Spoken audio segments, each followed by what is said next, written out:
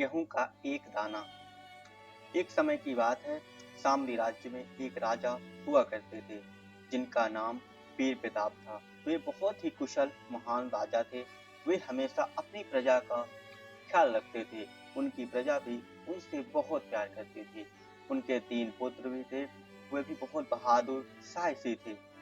एक बार की बात है कि महाराज वीर प्रताप अपनी सभा में बैठे हुए थे। क्या होता है, एक बार महाराज अपनी सभा में बैठे हुए होते हैं, तभी उनके बड़े पुत्र और मंझले पुत्र राजदरबार में आते हैं और महाराज को प्रणाम करते हैं। महाराज उनसे आने का कारण पूछते हैं। तब वो दोनों कहते हैं कि महाराज, आप अब वृद्ध हो गए हैं, हमें लगता है आपको अब आराम करना चाहिए। राजपाट के कारणों से आपको काफी थकान हो जाता है, इसलिए आप अब आराम करिए और पूरा राजपाट हम दोनों भाइयों में बांट दीजिए। हम दोनों बड़े साहसी और बहादुर हैं। हमने अब तक कितने अच्छे कार्य किए हैं, हम दोनों राजपाट संभाल लेंगे। तभी महाराज कहते हैं कि आप दोनों ठीक कह रहे हैं, किंतु यदि पूरा राजपाट आप दोनों ले लेंगे तो तुम्हारे छोटे भाई का क्या होगा। 3 पुत्र होते हैं, 2 पुत्र आते तो कहते हैं कि आप ये दोनों राजपाट ले लेंगे तो आपके छोटे भाई का क्या होगा। आप दोनों ने उसके बारे में नहीं सोचा। उसे प्रजा भी बहुत पसंद करती है। तभी बड़े राजकुमार कहते हैं कि महाराज, हम दोनों छोटे भाई को बहुत प्यार करते हैं। हम उसे बहुत अच्छे से रखेंगे, ख्याल रखेंगे। हमें यह नहीं लगता कि वह इतना योग्य है कि वह राजपाट संभाल पाए। तभी महाराज कहते हैं, ठीक है, हम कल एक परीक्षा लेते हैं। कौन राजा बनने योग्य है, कौन अयोग्य है, इसका निर्णय हम लेंगे। अगले दिन तीनों राजकुमारों को राजसभा में बुलाया जाता है और महाराज उन तीनों की परीक्षा लेने के लिए गेहूं का एक एक दाना देते हैं और कहते हैं, इससे एक इतनी बड़ी रोटी बनाकर लाओ जिससे मेरा पेट भर सके। तीनों राजकुमार महाराज को प्रणाम करके राजसभा से चले जाते हैं। बड़े राजकुमार एक दाने को लेकर बगीचे में बैठकर सोचते हुए कहते हैं कि इस एक छोटे से दाने से भला क्या रोटी बनेगी और इससे महाराज का क्या पेट भरेगा।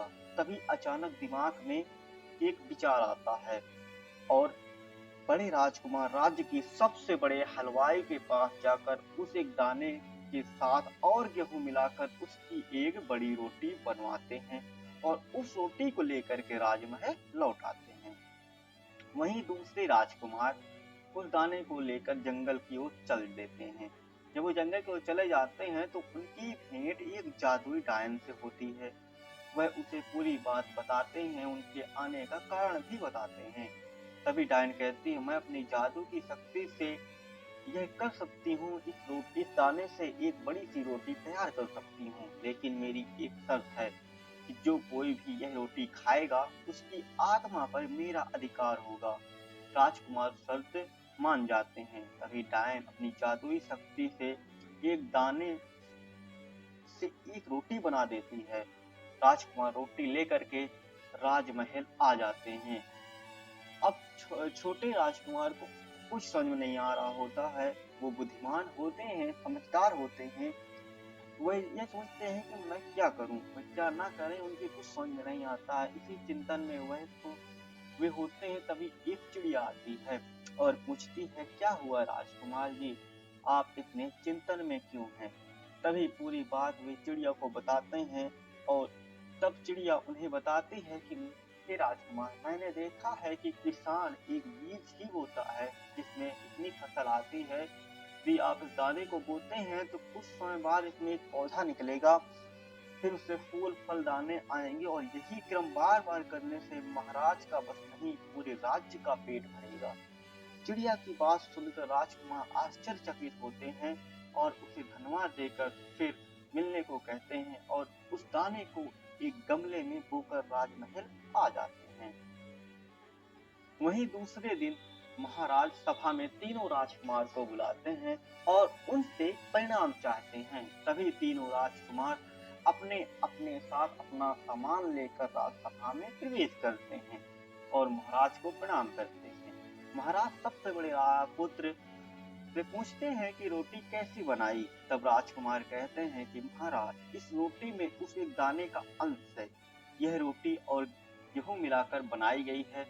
तभी महाराज कहते हैं कि यदि यह इतना आसान होता तो परीक्षा लेने की क्या जरूरत थी। तुमने अपना काम ईमानदारी से न्यायप्रियता के साथ नहीं किया है। आप राजा बनने योग्य नहीं हैं। आप यदि राजा बनते हैं तो इस प्रकार की अन्यायप्रियता जो होगी कैसे करेंगे। महाराज बड़े राजकुमार को राजमहल से बाहर जाने की आज्ञा देते हैं। अब महाराज मछली राजकुमार से पूछते हैं कि तुमने यह रोटी कैसे बनाई। तभी मछली राजकुमार कहते हैं, महाराज, मैंने यह रोटी जादुई तरीके से बनवाई है। तभी महाराज कहते हैं और हंसते हैं, पूछते हैं कि आपने जादू कब सीखा। तभी मछली राजकुमार पूरी बात बताते हैं कि रोटी खाने की शर्त के अलावा वो रोटी खाने वाली जो शर्त होती है, जो डायन रखती है, तो शर्त को नहीं बताते हैं। तभी महाराज कहते, तुमने राजा बनने के उद्देश्य से नकारात्मकता शक्ति का सहारा लिया है, जादू का सहारा लिया है। आप राजा बनने योग्य नहीं है। तुम शुरुआत में यदि नकारात्मकता और अराजकता को फैलाओगे तो तुम राजा बनने के पहले ही अपने सभी अधिकार खो चुके हो। तुम योग्य ही नहीं हो और मैं देखना चाहता हूँ कि तुम्हारी रोटी से किसी का पेट भरता है या नहीं, इसलिए ये रोटी तुम खुद खाओगे। राजकुमार कहते हैं, मैं रोटी नहीं खा सकता। तभी महाराज कहते हैं, तुम्हें रोटी खानी पड़ेगी, यह महाराज का आदेश है। तभी राजकुमार रोटी खाता है और उसकी मृत्यु हो जाती है। तभी वहाँ वह डायन प्रकट होती है और महाराज को सत्य के बारे में बताती है। तभी महाराज पूछते हैं, कैसी शर्त? तभी वह डायन बताती है कि मैंने यह रोटी बनाने से पहले यह शर्त रखी थी कि जो भी यह रोटी खाएगा वह उसकी आत्मा पर मेरा अधिकार होगा। तो राजकुमार ने रोटी खाई है तो राजकुमार की आत्मा पर मेरा अधिकार है। मैं इसकी आत्मा को ले जा रही हूँ। तभी महाराज सोचते हैं, मेरा मसला ऐसा भी कर सकता है, मैंने कभी सोचा नहीं था। तभी महाराज छोटे राजकुमार से पूछते हैं कि तुम्हारी रोटी कहाँ है। तभी छोटे राजकुमार कहते हैं कि महाराज, मैंने कोई रोटी नहीं बनाई है। अभी इस एक दाने को इतनी बड़ी रोटी बनाना संभव नहीं है जिससे आपका पेट भर सके, परंतु मैंने इस दाने को बो दिया है। इसमें कुछ समय बाद एक पौधा आएगा जिसमें कई सारे दाने होंगे।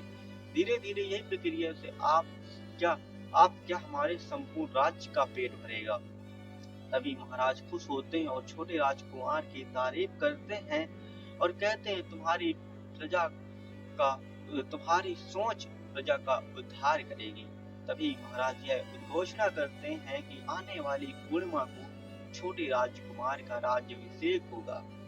यह उद्घोषणा सुनकर राज्य की प्रजा खुश होती है और महाराज एवं छोटे राजकुमार की जय जयकार करती है। Thanks for watching and listening.